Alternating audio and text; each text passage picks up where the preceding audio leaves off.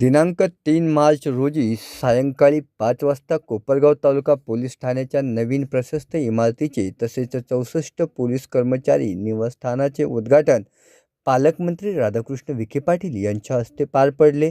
या कार्यक्रमाला आमदार आशुतोष काळे, माजी आमदार स्नेहलता कोल्हे, पोलीस अधीक्षक सोमनाथ गारगे, अप्पर पोलीस अधीक्षक सोमनाथ वाकचौरे, उपविभागीय पोलीस अधिकारी अमोल भारती, तालुका पोलीस ठाण्याचे पोलीस निरीक्षक संदीप कोळी, शहर पोलीस ठाण्याचे पोलीस निरीक्षक रामकृष्ण कुंभार, नगराध्यक्ष पराग संदान, समता बँकेचे संस्थापक काकासाहेब कोयटे यांच्यासह अनेक मान्यवर उपस्थित होते।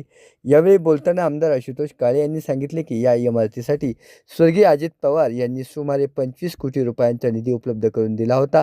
त्यांच्या हस्ते उद्घाटन व्हावे अशी विनंती करण्यात आली होती, मात्र आज ते आपल्यात नसल्याची खंत त्यांनी व्यक्त केली आहे।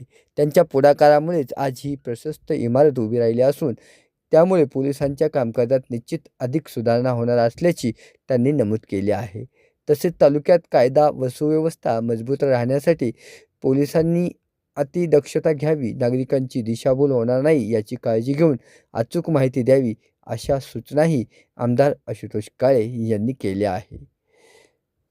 तसेच आपल्या डिव्हिजनला देण्यात आलेले 4 फोरेन्सिक मोबाईल यांचा देखील लोकार्पण सोहळा आज या ठिकाणी पार पडत आहे। सदर कार्यक्रमाकरिता आपल्यामध्ये आज मान्य नामदार डॉक्टर राधाकृष्णजी विखे पाटील साहेब, मंत्री जलसंपदा गोदावरी कृष्णा खोरे विकास महामंडळ तथा आपल्या जिल्ह्याचे लाडके पालकमंत्री यांच्या अध्यक्षतेखाली त्याच उपस्थितीमध्ये पार पडत आहे।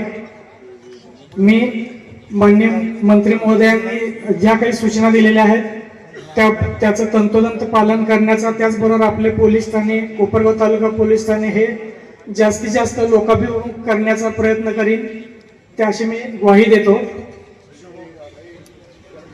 आपल्या कोपरगाव विधानसभाचे आमदार माननीय आशुतोष दादा काळे साहेब यांचे हार्दिक आभार मानतो की त्यांनी आज आपल्याला ही नूतन इमारत आपल्याला होळी व धुलीवंदनाच्या अनुषंगाने आपल्याला एक गिफ्ट म्हणून आम्हाला दिलेली आहे। त्याचबरोबर माजी विधानसभा सदस्य सौ स्नेहलताताई बिपिन दादा कोल्हे यांचे देखील मी या ठिकाणी त्यांनी हजर उपस्थित राहून कार्यक्रमाची शोभा वाढवली, त्याबद्दल मी त्यांचे हार्दिक आभार मानतो। आपल्या कोपरगाव नगरपालिकेचे नगराध्यक्ष परागजी संदान साहेब यांचे देखील मी हार्दिक आभार मानतो।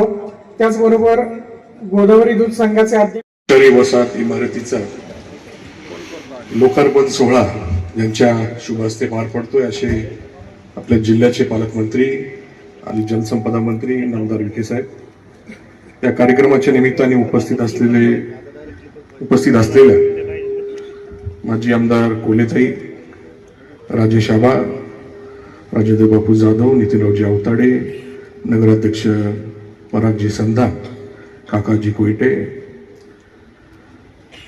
आपल्या जिल्ह्याचे पोलीस अधीक्षक गारगे साहेब, अपर पोलीस अधीक्षक वाकचौरे साहेब, उपविभागीय अधिकारी भारती साहेब, प्रांत अधिकारी आहेर साहेब, दोन्ही कारखान्याचे चेअरमन, गौतम सहकारी बँकेचे चेअरमन संभाजीदादा काळे, विश्वासरावजी महाले, अरुणरावजी येवले, उपस्थित सर्वच मान्यवर, सर्व अधिकारी, उपस्थित सर्व पत्रकार, कार्यकर्ते, सर्व नागरिक, सर्व कर्मचारी, आज अतिशय आनंदाचा आणि अभिमानाचा दिवस आहे का आपल्या कोपरगाव शहराच्या वैभवामध्ये भर घालणारी आणि आपल्या पोलीस बांधवांसाठी सुसज्ज आणि सुरक्षित निवासाची व्यवस्था सोय उपलब्ध करून देणारी ही इमारत वसाहतीची आणि पोलीस स्टेशनची या ठिकाणी उभारली गेली आणि त्याचं लोकार्पण आज होत आहे। आणि या लोकार्पणाच्या निमित्ताने आपल्या राज्याचे उपमुख्यमंत्री स्वर्गीय अजितदादा यांची आठवण आल्याशिवाय राहत नाही, कारण या दोन्ही इमारतीचं जे काही निधीचं उपलब्धता करण्याची काम किंवा घोषणा होती अजितदादांनी त्या काळामध्ये केलेली होती। कोपरगावमध्ये पूर्वी आपल्याकडे एकच पोलीस स्टेशन होतं. 2013 साली या एका पोलीस स्टेशनवर भार जास्त होता आणि म्हणून त्यावेळेचे आमदार माजी आमदार अशोकरावजी काळे साहेब यांनी 2013 साली कोपरगाव शहर आणि कोपरगाव तालुका अशी वेगळ्या 2 पोलीस स्टेशनची निर्मिती करून आणली आणि त्या तालुका पोलीस स्टेशनची एक इमारत असावी आणि कोपरगाव शहराची इमारत असावी, आपल्या वसाहती नवीन झाल्या पाहिजे या भूमिकेमधून तो कार्यक्रम त्या काळात होऊ शकला नाही.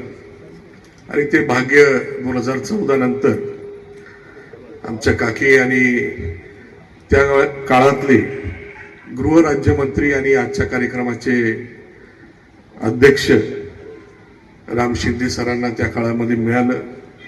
काही कारणास्तव ते या ठिकाणी येऊ शकले नाही. पण 2013 साली 29 ऑक्टोबर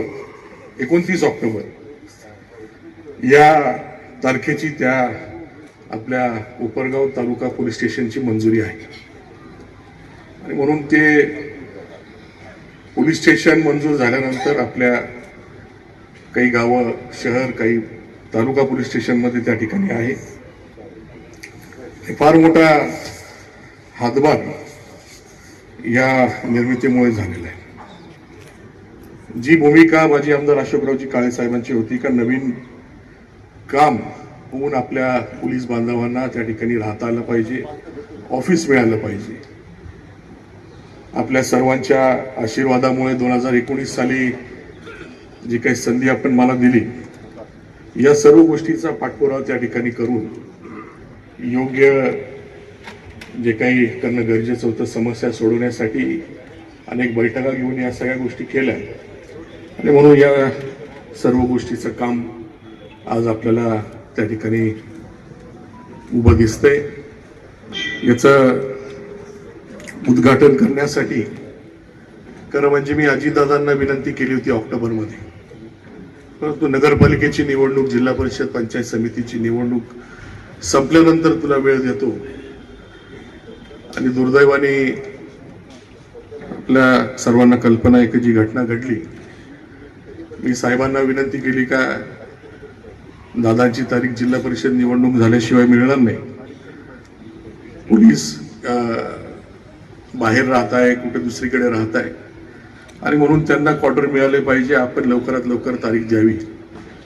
आणि दुर्दैव आपलं असं का साहेबांनी 2 तारीख दिली आणि 28 तारखेला ती घटना घडली आणि म्हणून 2 फेब्रुवारीचा कार्यक्रम त्या ठिकाणी होऊ शकला नाही.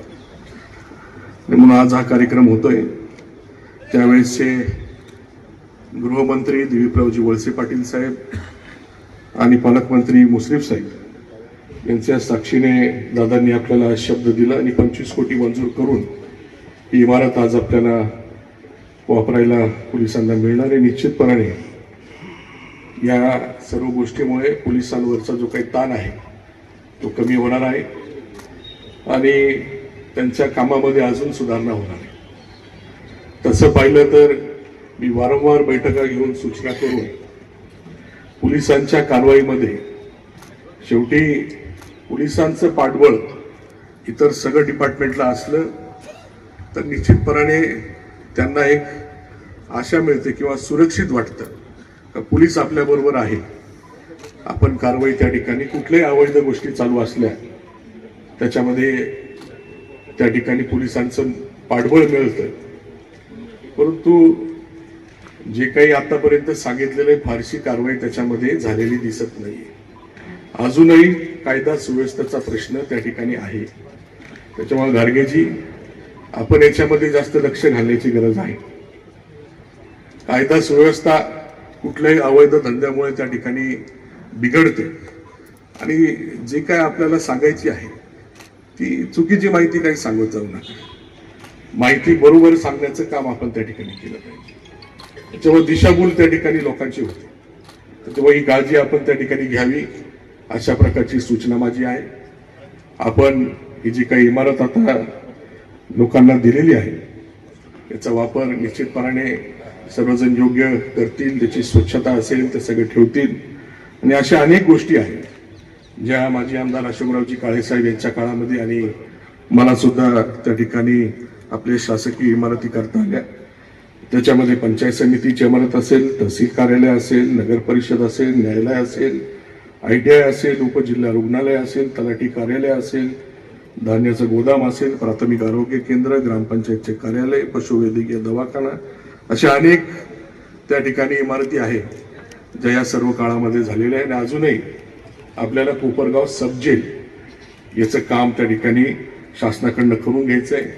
शासकीय विश्रामगृह PWDचं त्या ठिकाणी आपल्याला करून घ्यायचं आहे, त्याला निधी उपलब्ध करायचा आहे.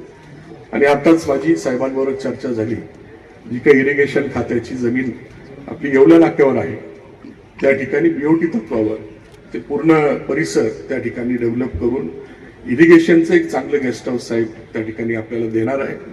आणि म्हणून साहेबांचं मी मनापासून अभिनंदन करतो. त्याचबरोबर आपल्या राज्याचे मुख्यमंत्री फडणवीस साहेब असतील, उपमुख्यमंत्री एकनाथजी शिंदे साहेब असतील आणि आताच्या नवीन उपमुख्यमंत्री सुनेत्रा वहिनी असतील, कायम आपल्या कोपरगाव मतदारसंघामध्ये आपल्या जिल्ह्यासाठी चांगल्या पद्धतीने कामं कशी होतील यासाठी निधी उपलब्ध करून देतील, कामं त्या ठिकाणी मंजूर करतील याची खात्री मला आहे. त्यांचं मार्गदर्शन सहकार्य निश्चितपणे कायम मला लाभत राहील अशी अपेक्षा आहे. मी आपण सर्वजण या ठिकाणी या इमारतीच्या उद्घाटन प्रसंगी उपस्थित आहात त्याबद्दल आपल्या सर्वांचे मी आभार व्यक्त करतो. शेवटी एवढंच म्हणेन, ही इमारत केवळ विटा आणि सिमेंटची रचना नाही, तर ती आपल्या सुरक्षिततेची हमी आहे, नागरिकांचा विश्वास आहे, पोलीस दलाच्या कार्यक्षमतेचा नवा अध्याय आहे. आणि आपण सर्वांनी मिळून कोपरगावची कायदा सुव्यवस्था अधिक बळकट करण्याचा प्रयत्न करूया.